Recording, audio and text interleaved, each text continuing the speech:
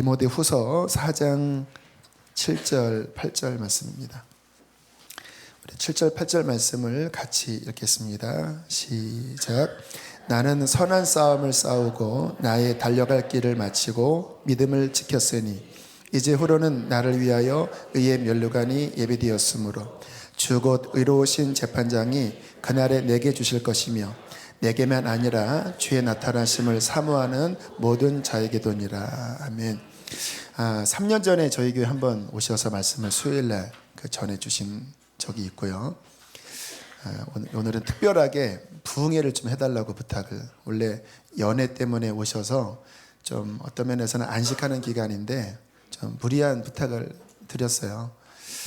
그 이유는 제가 우리 선교사님 신학교 동기입니다. 처음 신학교 갔을 때 처음 서로 눈이 맞았습니다. 왜냐하면 같이 선교사 지망생이었거든요. 저도 선교사 지망생이었고 그때 신학생이었는데 1학년 때.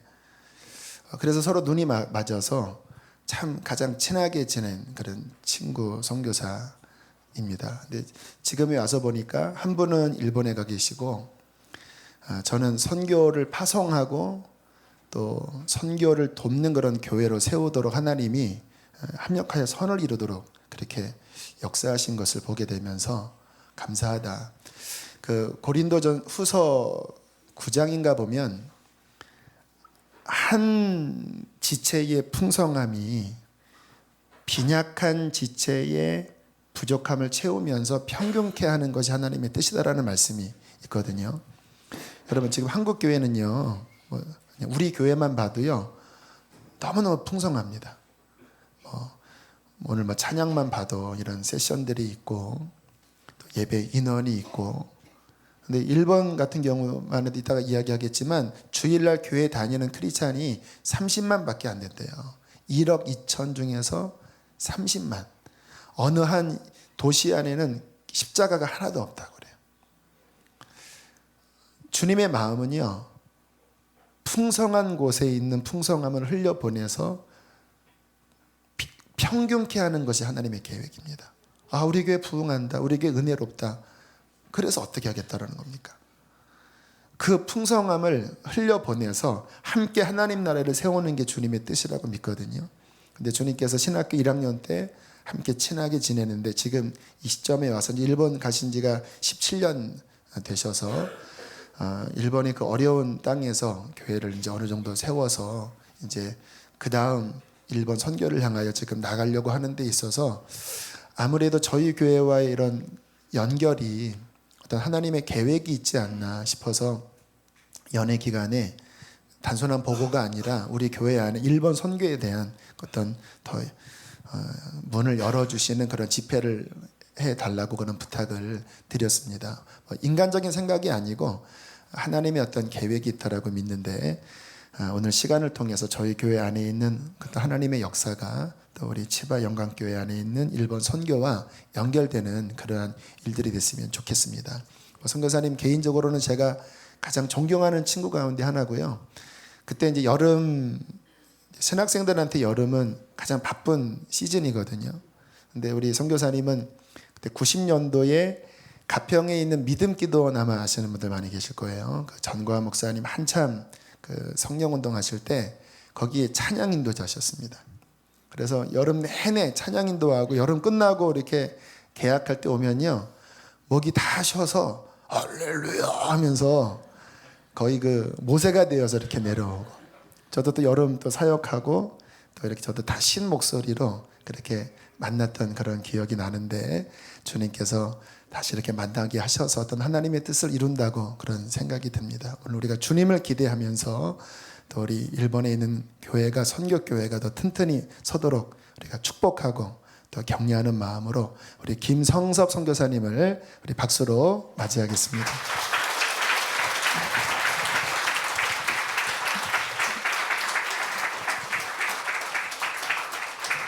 네, 여러분 반갑습니다. 우리 강대영 목사님이 동기 목사님이라고 소개를 해주셨는데 동기 맞아 그렇게 보시는 분들이 몇 분 계시는 것 같아요. 네. 제가 좀 강 목사님보다 성숙해서 좀 나이가 들어 보입니다. 오늘 이렇게 여러분들 만나서 하나님 말씀 전하게 해주신 것 감사하고요. 제가 3년 전에 여기서 말씀을 전했는데 그때하고 마음이 조금 다른 것 같아요. 그때는 우리 강 목사님 여기서 이제 개척하고 얼마 되지 않으셔서 좀 저도 설레는 마음이 있었고요. 또 조심스러운 마음도 있었습니다. 근데 오늘 와서 보니까 우리 재작년에 강대영 목사님하고 우리 단기 선교팀 오셔서 저희 치바영광교회 유치부 성경학교 이렇게 인도해 주셨고요. 작년에는 김인자 전도사님인가요? 전도사님하고 또 우리 단기 선교팀 오셔서 또 아동부 썸머 캠프 인도해 주셨어요. 그래서 굉장히 낯설지가 않고 친근합니다. 그래서 제가 친한 척 해도 될 것 같은 뭐 그런 분위기를 느낍니다. 근데 또 부담도 있어요.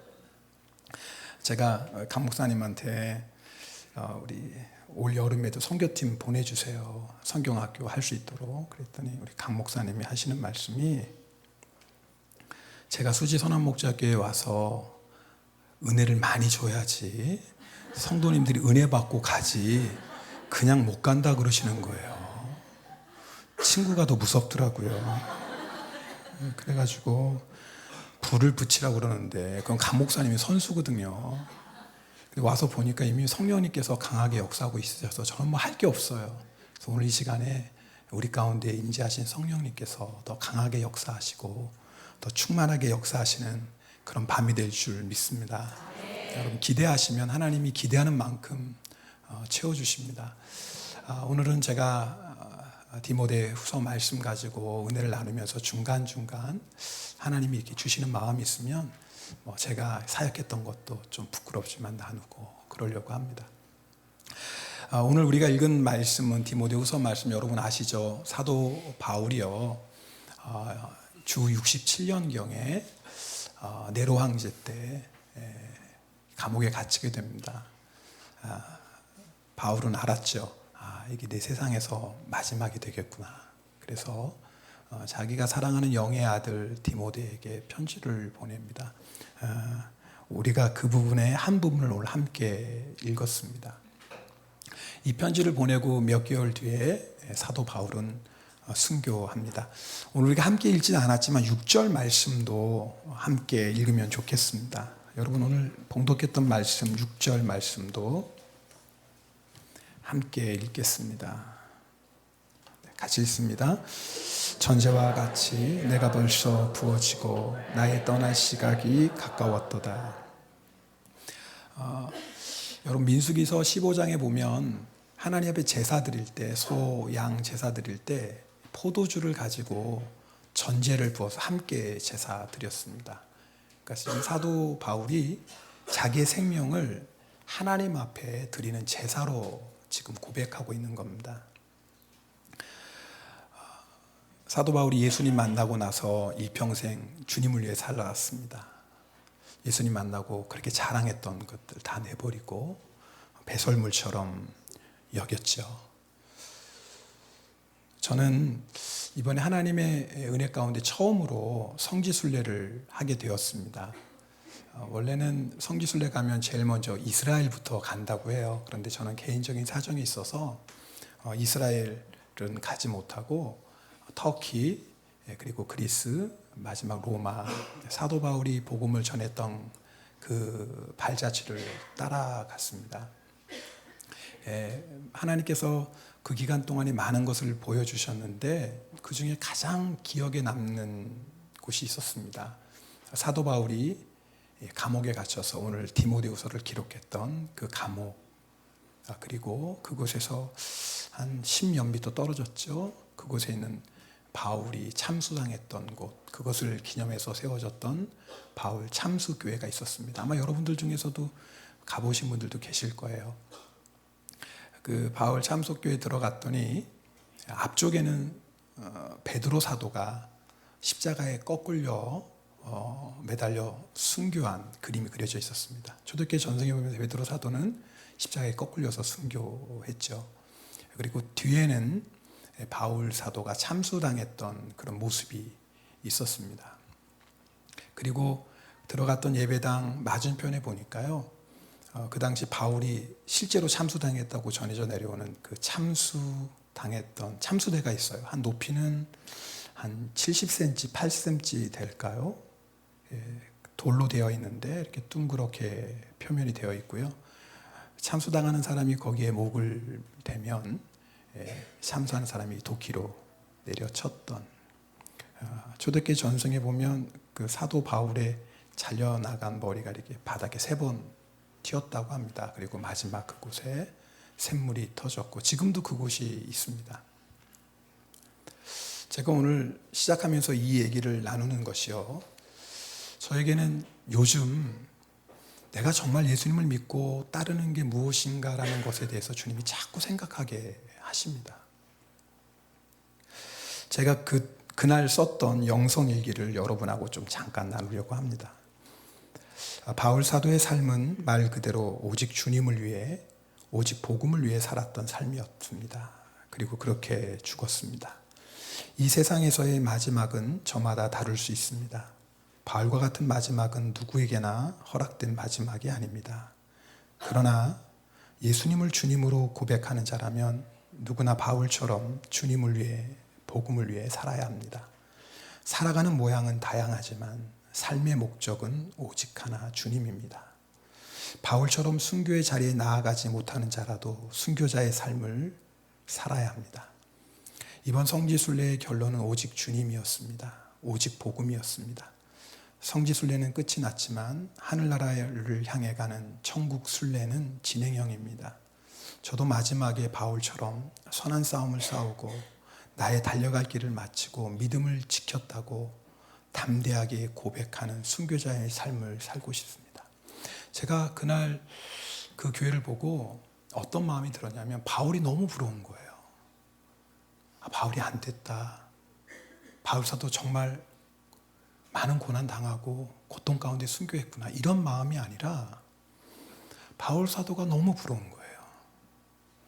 그러면서 나도 예수님을 위해 살다가 예수님을 위해 죽을 수 없을까? 그런 마음이 드는 겁니다. 세상 사람들이 들으면 이해할 수 없는 얘기죠. 나 잘 되라고 예수 믿고, 내 자식 잘 되라고 예수 믿고, 내가 하는 일 잘 되라고 예수 믿는 거지 죽으려고 예수 믿나? 그럴 수 있잖아요. 근데 이 자리에 아마 예배 드리신 여러분들 다 경험하셨죠. 나를 위한 삶이 얼마나 허무한지 아마 다 경험하셨을 겁니다. 만족이 없잖아요. 그런데 그러던 우리가 예수님 만났습니다. 여러분, 예수님 만나고 나서 제일 먼저 무엇이 변하셨나요? 내가 참된 만족을 알았잖아요. 아, 이거구나. 이래서 예수 믿는 거구나. 여러분, 우리가 예수님 왜 따라갑니까? 예수님이 너무 좋아서 따라가잖아요. 아멘도 안 하시네?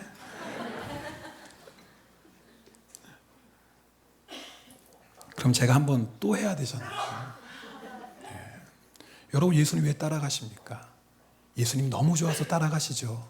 네.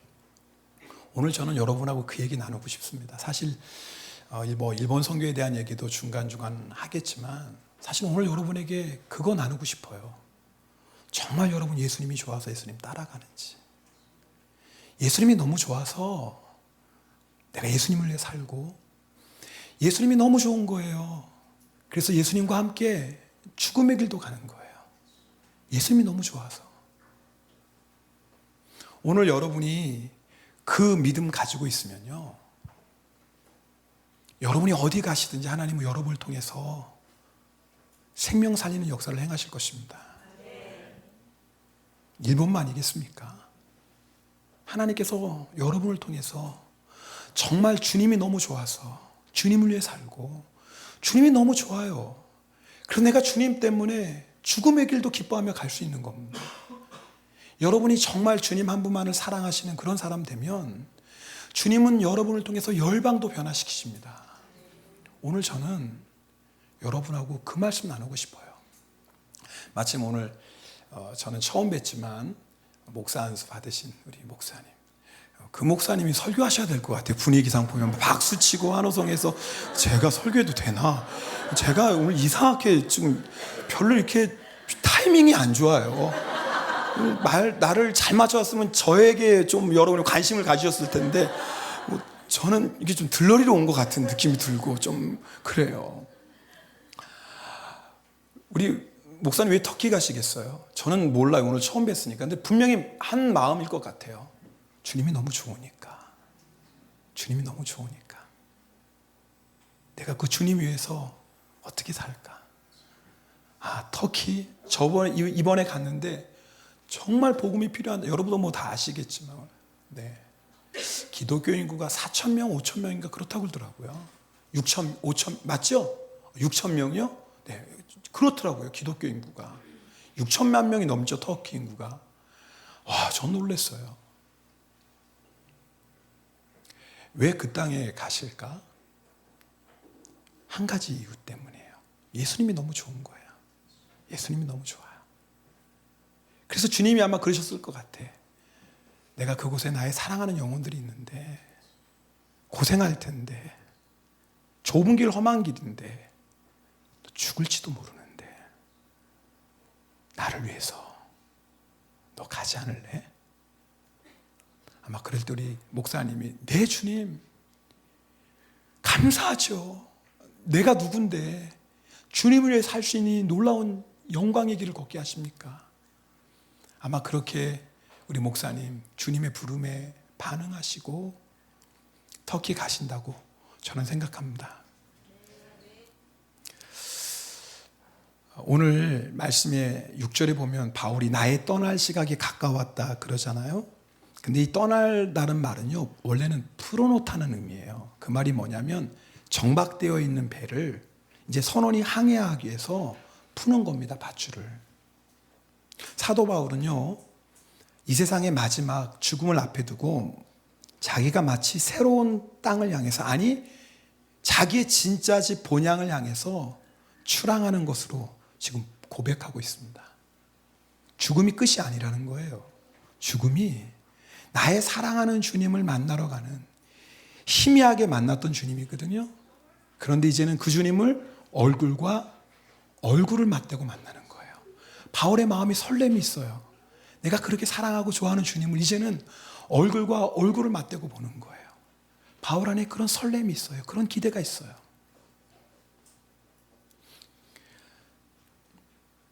여러분, 그런 마지막을 맞이할 수 있다면 얼마나 행복하겠어요. 그런데 그런 마지막은 아무나 맞이할 수 있는 게 아닙니다. 누구나 다 이제 내가 사랑하는 주님을 얼굴과 얼굴을 대하듯이 보겠구나. 누구나 다 그 마지막에 주님 만날 소망을 가지고 설레는 마음을 가지는 게 아닙니다. 바울이 그렇게 기대하는 마음으로 마지막 순간을 기다릴 수 있었던 이유는 선한 싸움을 싸우고 달려가기를 마치고 믿음을 지켰기 때문에 그래요. 이 마지막은 우리가 사모해야 될 마지막입니다. 그런데 누구나 다 그 마지막을 맞이할 수 있는 게 아니에요. 나 예수 믿으니까요. 나 교회 다니니까요. 나 가끔씩 시간 나면 봉사도 하니까요. 아니요. 그런 사람이 이 마지막 맞이하는 게 아니라요. 선한 싸움 싸우고 달려갈 길을 마치고 끝까지 믿음을 지킨 사람, 그 사람만 이런 마지막 맞이할 수 있어요. 오늘 7절 말씀 함께 보겠습니다. 7절 말씀 함께 읽겠습니다. 나는 선한 싸움을 싸우고 나의 달려갈 길을 마치고 믿음을 지켰으니. 먼저는요, 우리가 선한 싸움 싸워야 됩니다. 신앙생활이 뭘까요? 선한 싸움입니다. 제가 이번에 성지순례 갈 때 처음으로 그렇게 막 말로만 들었던 로마의 카타콤베를 처음 가봤어요. 여러분 중에 가신 분도 계시겠지만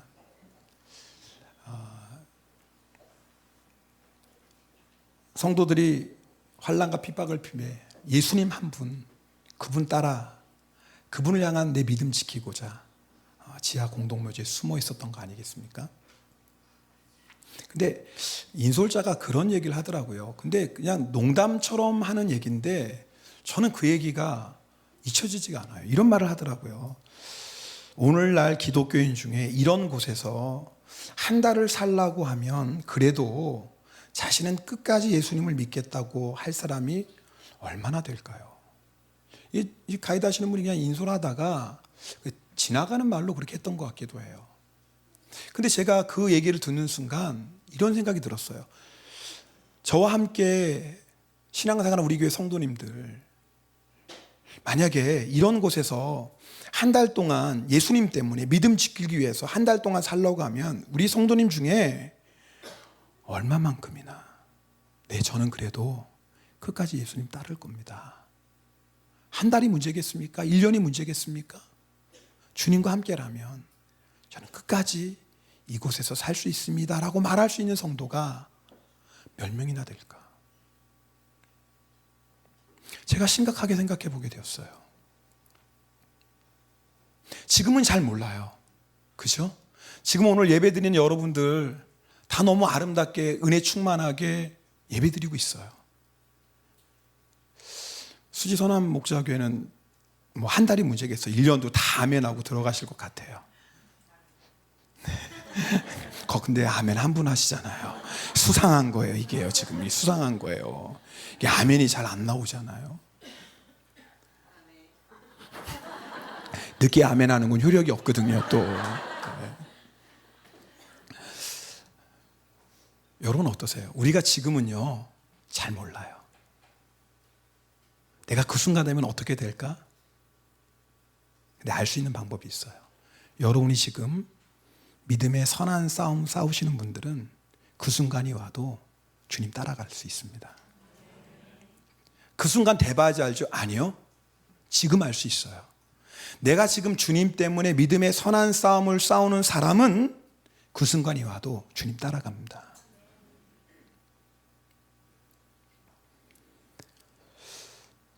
가끔씩 보면 성도님들 가운데 내가 원하는 대로 되지 않는다고 불평하는 분들 있습니다.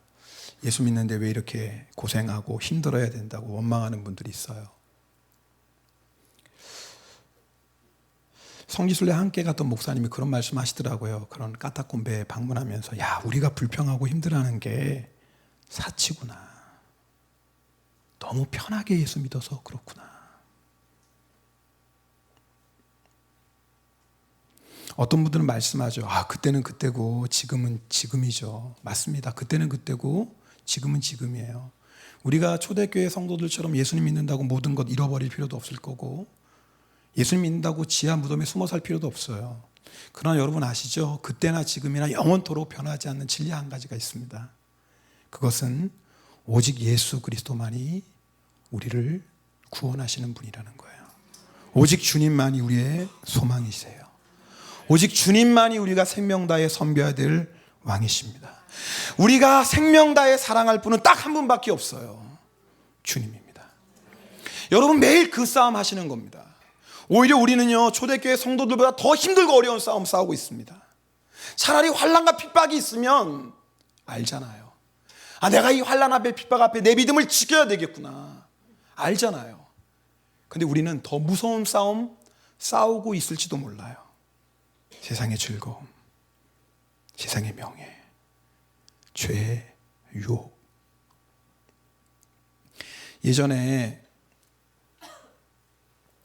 제가 어떤 분에게 인생의 목적이 뭡니까? 물었어요.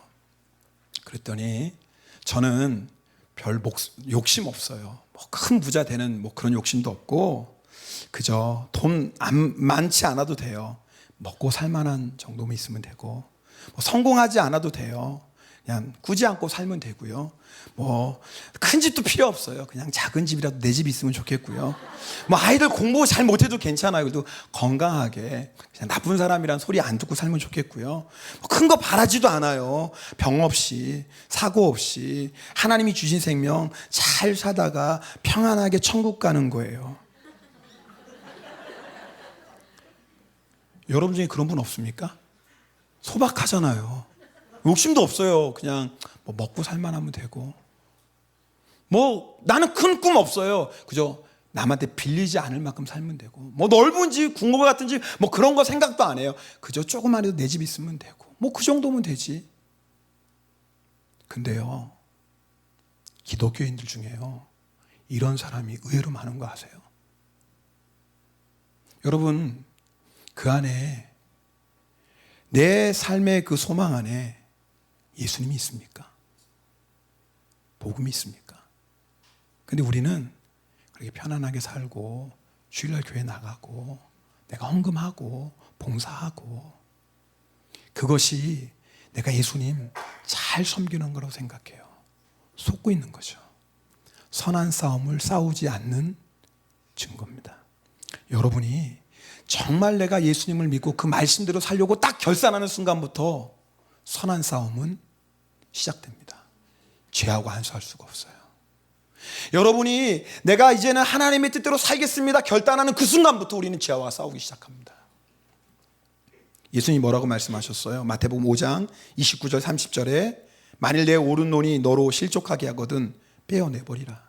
내 백체 중 하나가 없어지고 온몸이 지옥에 던져지지 않는 것이 유익하며, 또한 만일 내 오른손이 너로 실족하게 하거든 찍어버리라. 내 백체 중 하나가 없어지고 온몸이 지옥에 던져지지 않는 것이 유익하니라. 여러분, 눈을 빼면 어떻게 돼요? 피를 흘릴 수밖에 없어요. 진짜 빼려는 게 아니죠.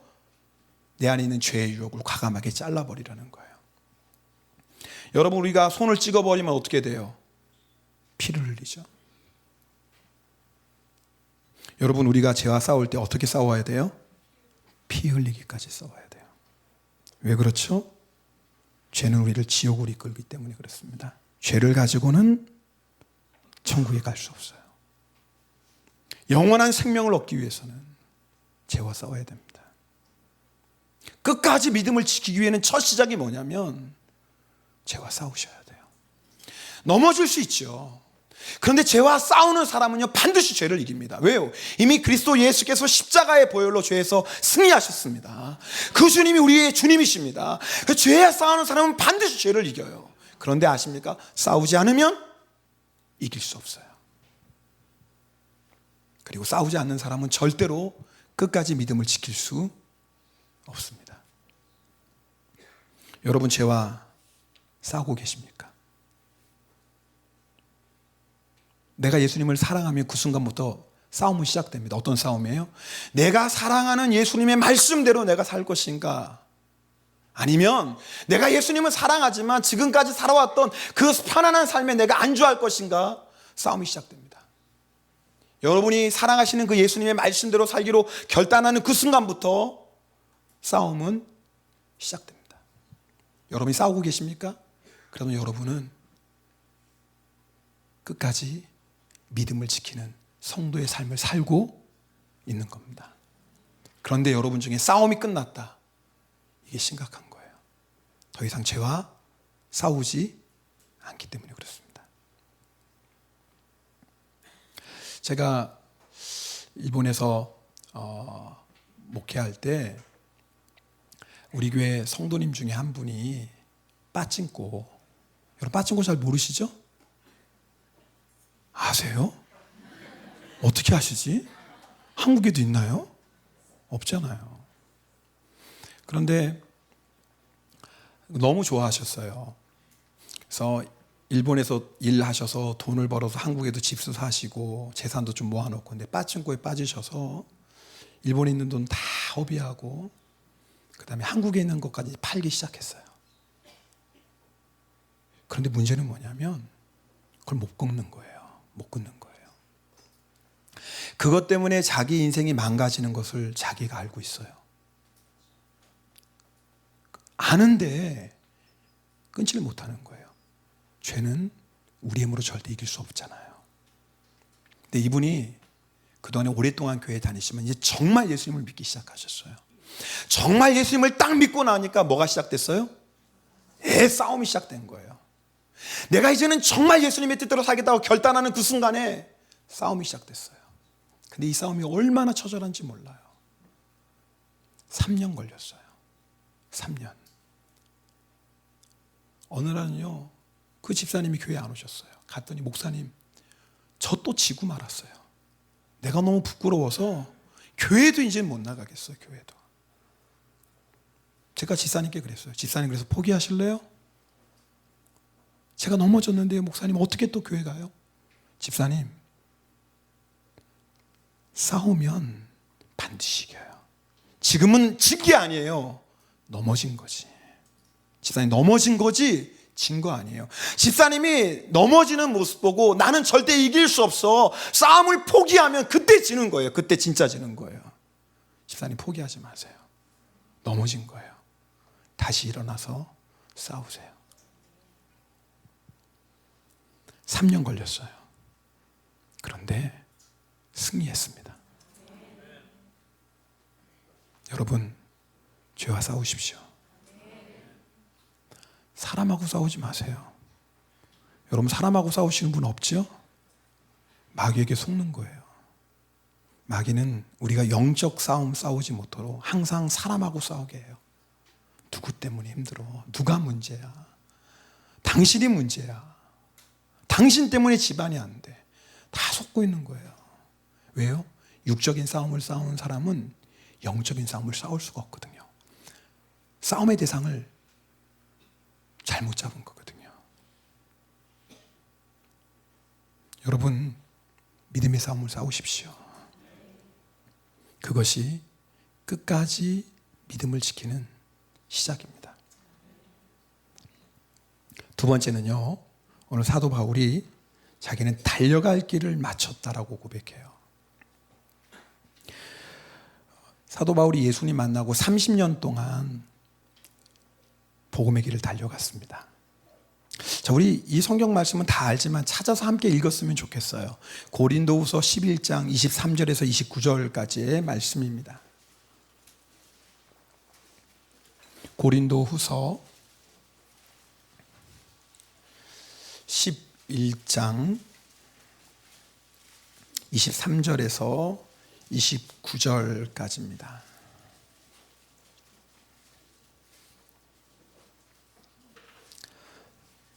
자, 우리 함께 읽겠습니다.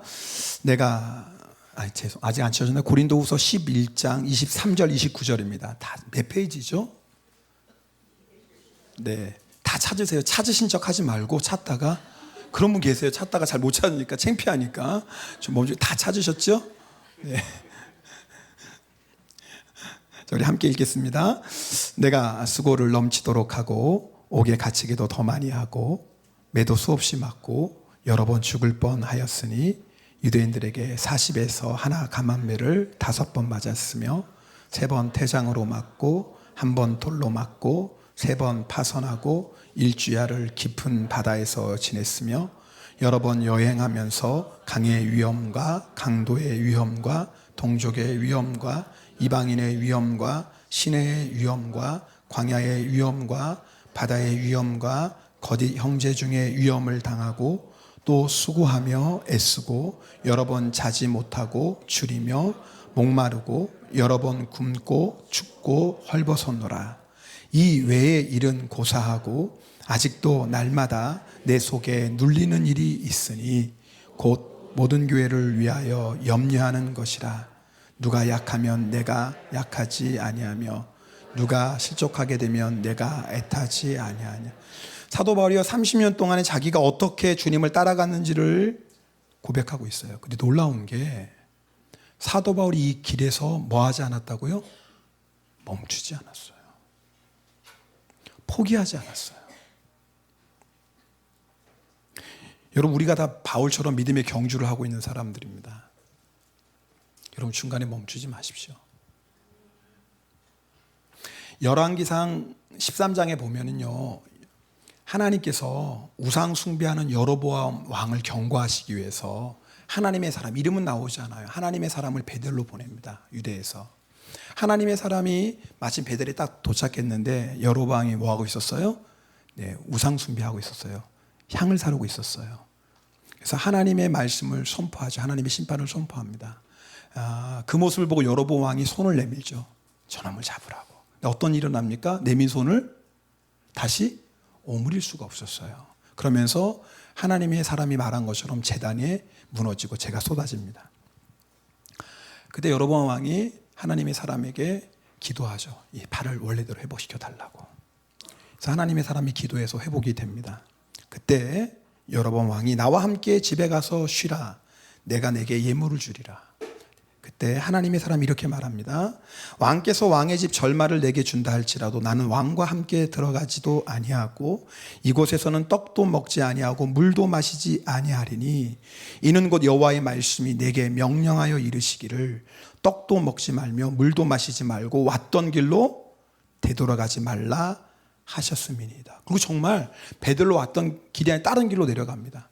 얘기가 여기서 끝나면 얼마나 멋있겠어요. 완전히 승리한 거죠. 여러분 아시죠? 이게 끝이 아니에요.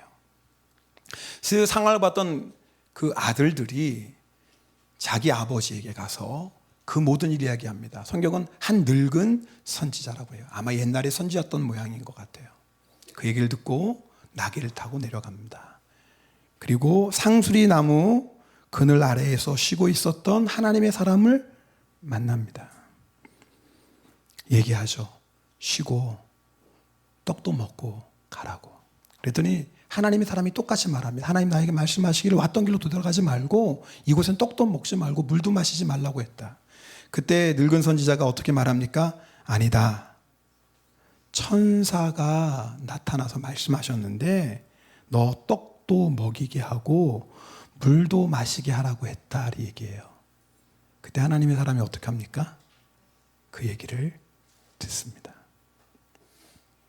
그리고 그 늙은 선지자와 집에 가서 떡을 먹고 물을 마시고 결국은 어떻게 됩니까? 하나님의 심판으로 사자에게 물려 죽습니다. 이 늙은 선지자가 거짓말한 거예요. 여러분, 이 늙은 선지자는요 달려갈 길을 잘 달렸어요. 죄송합니다. 하나님의 사람은 달려갈 길을 잘 달려갔어요. 그런데 끝까지 달려가지 못했어요. 오늘 이게 문제였어요. 처음엔 하나님의 말씀에 순종해서 열심히 달려갔습니다. 근데 마지막까지 가지 못했어요. 늙은 선지자의 말을 듣고 하나님의 말씀을 어깁니다. 여러분, 우리가 믿음의 선한 싸움 싸우고 이제 믿음의 달려갈 길을 갑니다. 달려갈 때 중간에 우리가 끝까지 그 길을 완주하지 못하는 이유가 무엇 때문입니까? 하나님의 말씀에 온전히 순종하지 않기 때문에 그렇습니다. 사람의 소리 듣는 거예요. 환경을 보는 거예요. 상황을 보는 거예요. 분명히 내가 주님을 만나고 주님을 사랑하는 마음 때문에 믿음의 길을 출발했어요. 그런데 마지막까지 맞춰야지 믿음을 지키는 거거든요. 나의 달려갈 길을 다 가야지 믿음을 지키는 건데 중간에 멈추고 말았어요. 왜요? 하나님의 음성을 놓치고 사람의 소리를 들었어요. 여러분, 우리가 끝까지 주의 말씀에 집중하지 않으면 믿음의 길 달려갈 수 없습니다.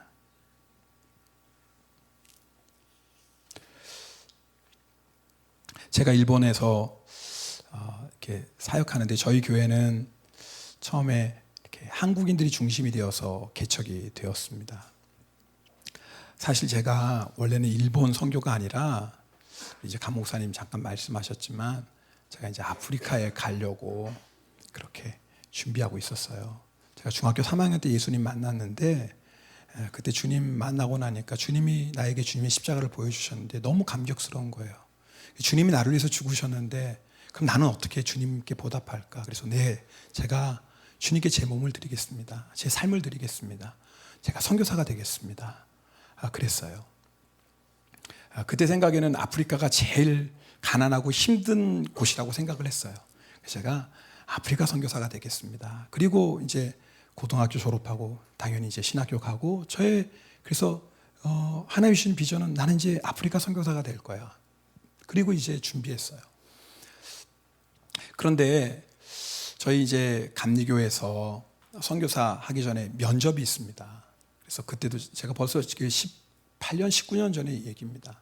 이제 아침에 제가 이제 그 선교사 면접을 준비하려고 아침에 기도하는데 주님이 저에게 말씀하시는 거예요. 성서봐, 너 오늘 선교사 면접 가서 인준 받지 못할 텐데 너 그래도 괜찮겠냐? 아니, 아침에 이제 저는 그런 심각한 생각은 안 하고 하나님 오늘 면접 잘하게 해주세요. 이제 그리고 하나님 저에게 주신 비전이니까 제가 주님 만나고 주님께 제 삶을 드리고 중학교 3학년 때부터 이렇게 달려왔거든요. 그러니까 당연히 저는 뭐 아무 문제가 없다고 생각했어요. 근데 아침에 하나님께서 그 말씀하시는 거예요. 그래서 하나님이 이런 말씀하시지? 그래서 오늘 면접이 안 되나 보다. 그런 마음 갔어요. 그래도 혹시나 하는 그런 마음이 있잖아요. 근데 역시 면접에서 안 됐어요. 뭐 그 안 된 상황에 대해서 여러분에게 좀 뭐 자세히 설명하기 그렇지만, 근데 그 기간에 그래서 1년 동안 더 준비해야 됐어요. 근데 1년 동안 더 준비할 때 하나님이 저를 강권적으로 일본으로 보내셨어요. 하나님께서. 그때 제가 한 가지 깨달았어요. 제가 분명히 주님을 만나고 그럼 내 삶을 주님 앞에 헌신하고 선교사가 되겠다고 했는데 왜 주님이 갑자기 일본으로 바꾸셨을까? 근데 그게 아니더라고요. 제가 주님 앞에 더 집중하지 못했던 거예요. 여러분 지금 무슨 말씀 드리신 줄 알겠어요? 주님은 저의 기도를 받으시고 제 삶을 주의 복음을 위해 드리는 것을 기뻐 받으셨지만 저는 제 생각에는 나는 아프리카 선교사회에 가야지 라고 했는데 주님은 계획은 어디였어요? 일본이셨던 거예요. 근데 제가 그 부분을 주님께 계속 확인했어야 되는데 확인하지 않은 거예요. 그때부터 주님께서 정말 주님을 바라보는 삶을 훈련시키셨어요. 2년 동안 일본에 가서 2년 동안 선교사 생활하는데 제일 힘들었어요. 하나님, 저는 원래 아프리카 가려고 그랬는데 왜 하나님 저를 일본 땅으로 인도하셨습니까? 하나님, 일본 땅 아무 준비도 못했는데. 2년 동안 계속 그 질문했어요. 하나님 앞에. 그런데 그 가운데 하나님께서 저에게 주신 말씀이 있어요. 그게 뭐냐면 하나님은 제가 하나님께 온전히 순종하기를 원하셨던 거예요. 제가 하나님 이렇게 주님을 위해서 사역하고 싶습니다라는 그것보다 하나님이 더 원하셨던 것은 내가 하나님의 음성에 귀 기울이고 그 하나님의 음성에 끝까지 순종하기를 원하셨던 거예요. 하나님은 반드시 우리의 삶에 말씀하십니다. 여러분이 날마다 그 하나님의 음성에 귀 기울이며 하나님의 뜻을 분별하지 않으면 우린 중간에 이 하나님의 사람처럼 벗어나게 됩니다. 그래서 여러분이 매일매일 기도와 말씀 가운데 하나님 뜻을 확인하시면서 가셔야 됩니다. 정말 주님이 이렇게 인도하시는 거 맞나? 이게 지금 내 생각인가? 지금 나의 원하는 뜻인가? 아니면 이게 정말 주님의 뜻인가? 여러분이 날마다 확인해 보셔야 됩니다. 만약에 이 하나님의 사람이 그 순간에 이 늙은 선지자의 말을 듣고 기도했다면 하나님 맞나요? 하나님은 저에게 분명히 이곳에서 떡도 먹지 말고 물도 마시지 말라고 말씀하셨는데 이 늙은 사람이 나타나서 선지자라고 하면서 천사가 말했다고 하는데 이게 정말 하나님 음성입니까? 라고 하나님이 뭐 했다면, 물어봤다면, 기도했다면 과연 그랬을까요? 아니죠. 그런데 이 하나님의 사람이 하나님께 묻지 않았어요. 결국 사람의 말을 듣고 갑니다. 여러분, 우리가 하나님을 바라보지 못하도록, 하나님을 따라가지 못하도록 계속 상황이, 환경이 우리에게 자꾸 주님의 뜻을 벗어나도록 유혹합니다. 그래서 처음엔 잘 달렸어요. 근데 시간이 지나면서 자꾸 우리가 달려갈 길을 벗어나기 시작해요. 언제부터인지는 잘 몰라요. 근데 분명히 나는 지금 하나님 만나고 나서 하나님을 향해 달려갔던 그 걸음에서 언제부터인가 조금씩 벗어나기 시작했어요. 확인해 봐야 돼요. 내가 정말 지금도 하나님의 인도하신 가운데 달려가고 있는지.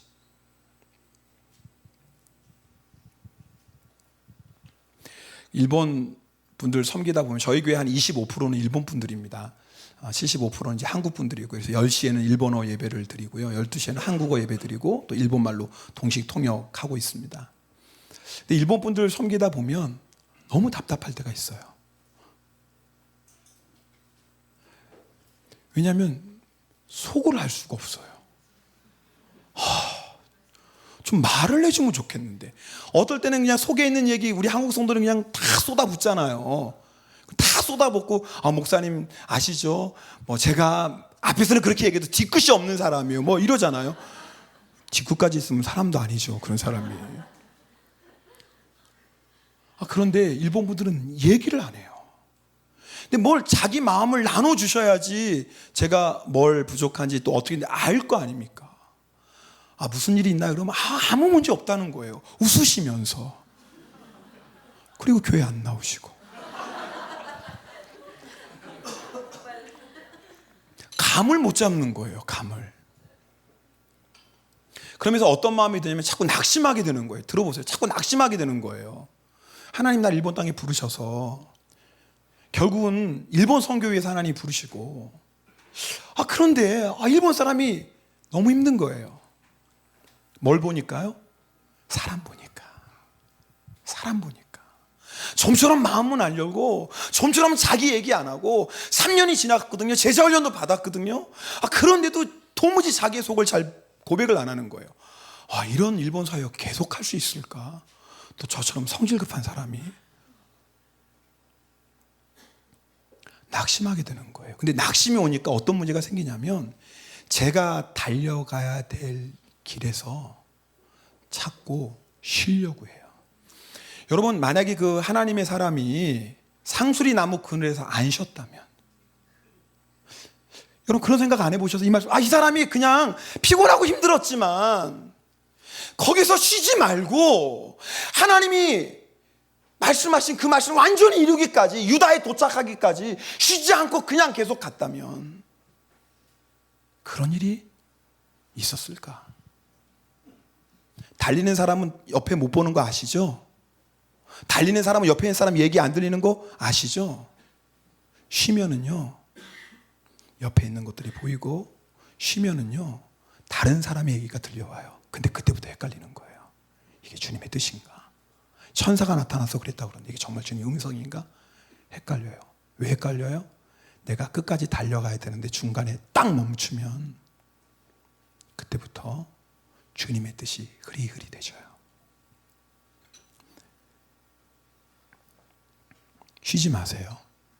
하나님을 예배하는 일, 하나님 앞에 뜨겁게 기도하는 일, 주님 앞에 헌신하는 일, 내가 복음을 위해서 사는 일, 절대 여러분 힘들다고 피곤하다고 절대 멈추면 안 됩니다. 아마 그런 면에서는 여러분은 정말 좋은 목사님 만나셨어요. 이쪽은 아멘을 잘 안 하시네요. 이상하네. 또 한 번 해야 되잖아요. 그러면 저는 뭐 아멘 시키는 목사는 아니에요. 근데 중요할 때는 하셔야 되는데요. 제 얘기하는 게 아니라, 그렇죠? 여러분, 우리가 믿음의 길을 달려 중간에 포기하면 안 돼요. 예배의 자리 멈추면 안 돼요. 내가 하나님 앞에 기도하고 말씀으로 훈련받는 자리 포기하면 안 됩니다. 아무리 힘들고 어려우고 내가 복음을 전하고 복음을 위해 사는 거 포기하면 안 됩니다. 그런 의미에서 여러분은 좋은 목사님 만나셨어요. 이렇게 해야지 다음에 또 오라고 해주시지. 참. 멈추지 마세요. 멈추지 마세요. 저희 성도님 중에 그런 분 계세요. 목사님 너무 힘들어요. 너무 힘드니까 딱 3달만 쉴게요. 딱 3달만 좀 쉬고. 그 이제 봉사 아니면 새벽기도 3달만 쉬고. 저는요 3달만 쉰다고 해서 정말 3달만 쉬신 분 아직까지 한 번도 못 봤어요. 진짜요. 처음은, 지금 그분은 거짓말하는 게 아니에요. 그분은 진심으로 얘기해요. 내가 3달만 좀 쉬고 그 다음부터 해야지. 새벽기도 너무 힘들어. 이러다 새벽기도 하다가 막 수면 부족으로 죽는 거 아니야? 안 죽습니다. 절대 안 죽어요. 근데 마귀는 그렇게 유혹하거든요. 지금 회사에 일도 해야 되고 공부도 해야 되고 그러니까 3달만 좀 새벽기도 쉴까? 근데 여러분, 지금 내 마음은 정말 3달인데 3달 뒤에 가면 그 마음이 있을 줄 아세요? 3달 딱 지나고 나면 그 마음 온데간데 없이 사라집니다. 이미 기도의 불은 다 꺼지고 주님을 향한 갈급함은 식어지고 내 마음은 딱딱하고 강팍해지고. 여러분, 한 번 기도의 불이 꺼지면 그거 붙이기가 얼마나 힘든 줄 아세요? 다 아시잖아요. 한 번 기도의 불이 딱 꺼지고 나면 그거요 다시 뜨겁게 하는데 얼마나 힘든지 몰라요. 내가 하나님의 은혜를 알고 하나님의 은혜를 사모하는 그 마음이 한 번 식어지고 나면 그 식어진 마음을 다시 일으키는 건 너무 힘들어요. 피곤해도요 계속 가야 돼요. 그런데 걱정할 거 없어요. 우리 힘으로 가는 거 아니에요. 피곤한 자에게는 능력을 주시며 무능한 자에게는 힘을 더하시나니 소년이라도 피곤하며 겸비하며 장정이라도 넘어지며 쓰러지되 오직 여호와를 앙망하는 자는 새 힘을 얻으리니 독수리가 날개치며 올라감 같을 것이요 다른 박지하여도 곤비하지 아니하고 걸어가도 피곤치 아니요. 여러분 피곤하거든 누구 바라보라는 거예요? 내가 주님 바라보라는 거예요. 내가 주님을 따라가다 주의 사명을 달려 피곤해 쉬고 싶어 그러면 쉬면 안 돼요. 거기서부터 세상이 보이고 사람의 소리가 들리는 거예요. 거기서부터 헷갈리기 시작해요. 이게 뭐가 주님의 뜻이지? 쉬지 마세요. 그 대신에 우리 힘으로 이걸 어떻게 가요? 우리 힘으로 못 가잖아요. 주님을 앙망하세요. 사도 바울도 고백하잖아요. 내가 한 것이 아니요 오직 나와 함께 있는 하나님의 은혜로다.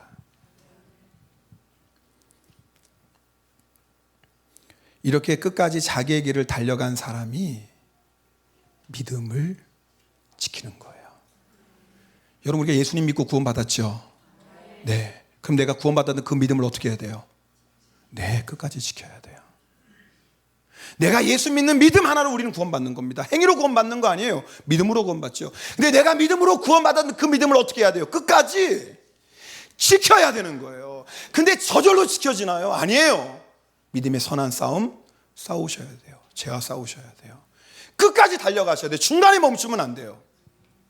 힘들고 피곤하면 주님을 더 바라보시고 앙망하세요. 그런 사람이 끝까지 달려가요.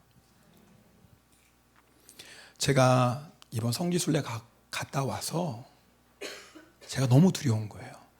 뭐가 두렵냐면 사도 바울의 발자취를 보고 초대교회 성도들을 보고 나니까 제가 너무 편안하게 살고 있는 거예요. 제가 너무 잘 먹고 살고 있고 내 환경이 너무 좋은 거예요. 근데 그전에는 그런 생각이 안 했는데 이번에 다녀와서 그게 너무 무서운 거예요. 그게 왜 무섭냐면 내가 이렇게 육신의 편안함 때문에 나도 모르는 사이에 내가 달려갈 길에서 벗어나진 않을까. 전 너무 연약하거든요. 제가 얼마나 깨지기 쉬운 질그릇인 거 저는 알거든요. 그런데 나도 모르는 사이에 너무 편안하니까 환경이 괜찮으니까 이것 때문에 내가 달려가야 될 길을 끝까지 가지 못할까? 그게 너무 두려운 거예요.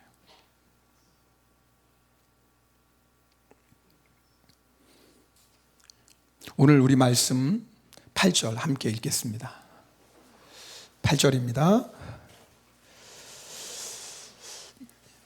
디모데 4장 8절 같이 읽습니다. 이제후로는 나를 위하여 의의 면류관이 예비되었으므로 주 곧 의로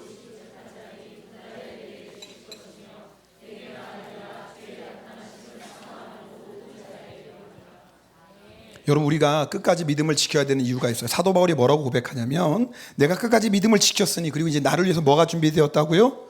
의의 면류관. 사도 바울은 그거 하나 바라보고 달려왔어요.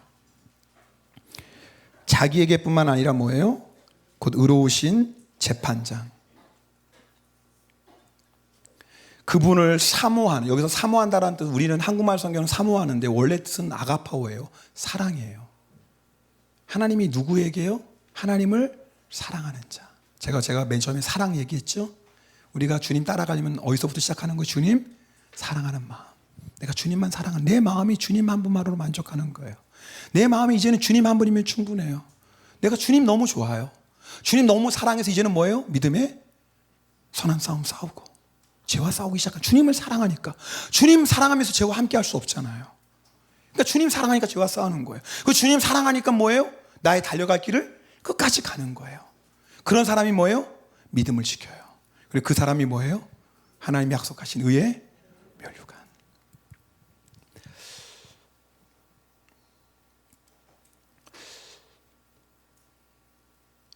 제 개인 간증을 좀 하고 저희가 찬송하고 기도를 하려고 합니다. 오늘 강 목사님 부흥회를 하라고 그랬어요. 그래서 그런데 부흥회를 하긴 해야 되는데 시간이 너무 짧아요. 1시간 10분 가지고 무슨 부흥회를 한 2시간 정도는 해야지 좀 부흥회를 하죠. 그죠? 뭐 2시간 할 수는 없고. 네, 하세요. 네, 고맙습니다.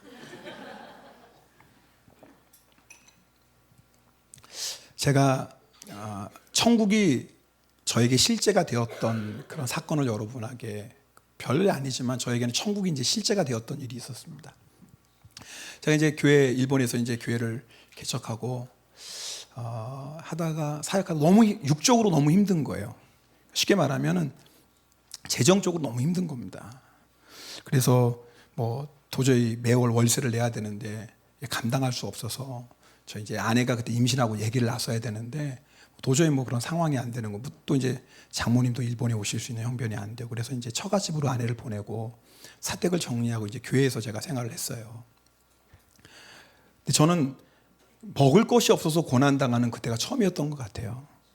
근데 누군가 이제 교회 문을 열고 들어오면 목사가 개척하고 얼마 안 됐으니까 교회 문 누가 딱 들어오면 무슨 생각 들어야 돼요? 혹시 새신자? 방문자? 이 생각이 제일 먼저 들어야 되잖아요. 아니면 누가 기도하러 왔나?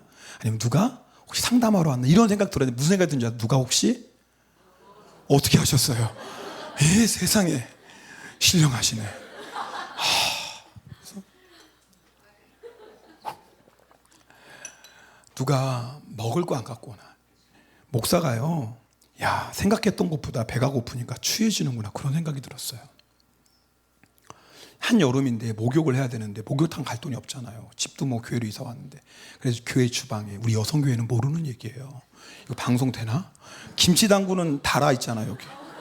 거기다 물을 받고 들어가서 수건으로, 왜 그러세요? 김치 맛이 아주 좋았어요. 육수가 우러나서. 우리 여성교회는 몰라요. 지금은 버려서 상관없지만 다라. 그랬어요. 사실 일본에 저희 형제교회 목사님들이 있습니다. 부탁하면 도와주시죠. 김 목사 그렇게 고생하냐? 먹을 것도 없어 이렇게 고생해? 그런데 제가 그때 사람에게 도움을 구하면요, 힘들 때마다 계속 사람 의지할 것 같더라고요. 하나님이 나에게 하나님만 바라보고 하나님만 의지하라고 허락하신 시련이구나. 내가 이때 사람 바라보고 사람에게 도움 구하면 안 되지. 너무너무 힘드니까 하루는 재정부에게, 여러분 재정부원들은 원래 교회 재정과 담임 목사의 생활비를 책임질 여러분 그게 책임이 있지 않아요? 교회 재정은 바닥이니까 재정부에게 얘기해서 좀 사례비 좀 어떻게 좀 해달라고 해야 되겠다. 올려달라고. 그런데요, 그때 주님이 말씀하셨어요. 다른 때는 기도 주님 말씀해 주세요. 그것도 말씀 잘 안 해주시는데, 그럴 때는 우리 주님이 뭐 즉각적으로 그것도 너무 분명하게 2번 기도할 것도 없이 너무 정확하게 말씀하시는 거예요. 너무 야속하신 분이에요. 어떤 주님 좀 응답해 주세요. 그러면 한 말씀 안 하시다. 이럴 때는. 근데 그때 주님이 저에게 주셨던 그 음성이 저에게는 천국을 소망하게 되는 결정적인 계기였어요. 그때 천국이 정말 저의 소망이 됐어요. 주님이 다른 말씀하셨던 거 아니에요. 딱 한마디 했어요. 김 목사, 너 천국을 믿니? 한 말씀 하셨어요. 김 목사, 너 천국을 믿어? 그 말씀 하시는데 어떤 마음으로 그런 말씀 하시는 줄 알겠어요. 너 나를 위해 고난도 당한다고 그랬잖아.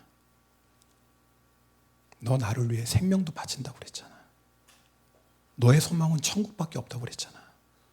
너 그런데 이렇게 힘들다고, 어렵다고, 이 길 불평하고 낙심하고 있냐? 너 정말 천국을 믿냐? 그 말씀 딱 한 말씀 하시는데요, 그 순간에 그렇지, 내가 지금 뭐 하고 있어? 나는 천국을 소망하고 사는 사람인데. 그 다음부터는요, 물론 힘들고 어려울 때 낙심할 때 있지만요, 그때마다 천국을 바라봅니다. 그렇지, 선한 싸움 싸우고 달려갈 길을 마치고 믿음을 지키면 주님이 의의 면류관 주신다고 그랬어. 나의 소망은 천국이지. 끝까지 가야지. 아무리 힘들고 어려워도 포기할 수 없지. 멈출 수 없지. 상술이 남의 그늘 아래서 쉬면 안 되지. 저는 오늘 수지 선한 목자 성도들에게 도전하고 싶습니다. 정말 여러분, 저는 이 교회 얘기 잘 알지 못해요. 일본에 있어서. 근데 조금씩 듣는 얘기 보면 굉장히 하나님께서 성령께서 강하게 역사하시고 놀라운 부흥을 하고 있다고 듣습니다. 얼마나 제 동기 목사님을 존경하고 자랑스러운 목사님입니다. 근데 제가 이 말씀 주면서 하나님께서 여러분에게 주시는 마음이 있어요. 주님께서 중간에 멈추지 말라고 하십니다. 끝까지 달리라고 말씀하십니다. 상수리 나무에서 쉬지 말라고 하십니다. 여러분 열방울 품으시고 가고 계시죠? 멈추지 마세요. 이 정도면 됐지? 물론 그러시지도 않겠지만 쉬지 마세요. 끝까지 달려가십시오. 하늘나라 바라보십시다. 오늘 여러분하고 찬송 한 장 드리고 싶습니다.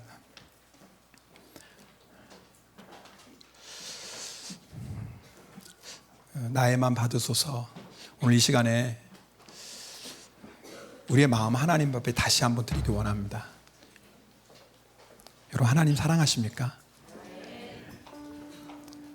오늘 우리 구주님 앞에 다시 한번 우리의 마음 드리기 원합니다. 주님, 저는 주님 한 분이면 충분합니다. 예수님이 너무 좋습니다. 예수님이 너무 좋아서 험한 길 좁은 길도 저는 감사하며 찬송하며 갑니다. 주님, 제가 두려운 것은 주님을 향한 내 마음 식어질까, 그거 하나 두렵습니다. 내가 고난당하고 물질적인 어려움을 당하고 내 육신이 힘들어지고, 저는 그런 거 두렵지 않습니다. 한 가지, 주님을 향한 내 마음 식어질까 봐, 내가 사랑하는 주님을 향한 나의 결단이 흔들릴까 봐, 내가 선한 싸움 싸워야 되는데 죄와 싸우기를 포기할까 봐, 내가 이 길 끝까지 달려가야 되는데 중간에 멈출까 봐, 주님 그거 하나 저는 두렵습니다. 주님, 그래서 다시 주님 앞에 내 마음 드리기 원합니다. 주님, 내 마음 받아주시고 오직 주님으로 충만케 하소서. 예수님이 너무 좋아서 예수님 위에 살다가, 예수님이 너무 좋아서 복음 위에 살다가 죽음의 자리까지 나아갈 수 있는 그런 주님의 사람 되길 원합니다. 오 주님, 나의 마음을 드리오니 주님 내 마음을 온전히 다스려 주소서. 나의 마음 받으소서. 오셔서 주님의 처소 삼으소서. 나의 전부이신, 나의 전부이신 주여 내 마음을 받아주소서. 나의 마음, 나의 마음 받으소서. 오셔서 주님의 처소 삼으소서. 오 주님, 나의 전부이신 주여 내 마음을 받아주소서. 나의 마음을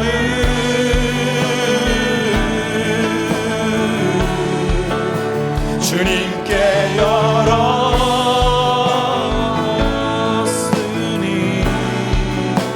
주여 내게 오셔서 내 마음에 거하여 주옵소서.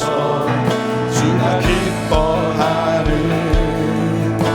주의 성전 되게 하소서. 나의 마음 받으소서. 오 주님, 나의 마음 주님께 드립니다. 주님이 너무 좋습니다. 이제는 주님 한 분만이 나의 소망입니다.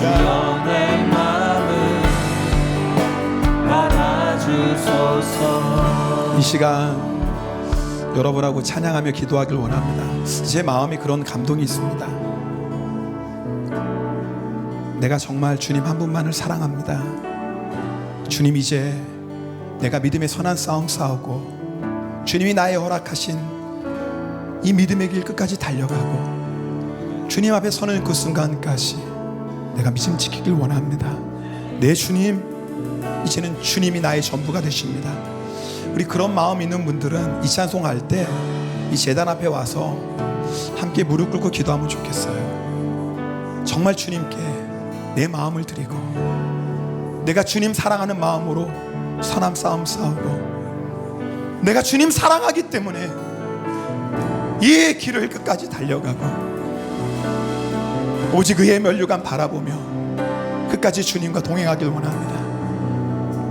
이런 믿음의 결단으로 우리 주님 앞에 나와 이 제단 앞에 무릎 꿇고 함께 기도하길 원합니다. 우리 찬양하며 주님께서 그런 마음 주시는 분들은 이곳에 함께 나와 기도하도록 하겠습니다.